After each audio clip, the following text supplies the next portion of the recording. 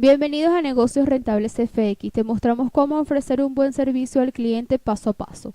En nuestra página web negociosrentablesfx.com sección Marketing podrás ampliar con detalle cada consejo. Uno de los secretos mejor guardados de los negocios y empresas exitosas del mercado es el ofrecer un servicio al cliente de calidad, donde logren hacer sentir a sus clientes que son lo más importante y queden satisfechos cada vez que se pongan en contacto con ellos. Sea amable con cualquier cliente. La cordialidad y la amabilidad son elementos sustanciales a la hora de comunicarnos con un cliente por cualquier medio, ya sea escrito, verbal, físico o verbal telefónico.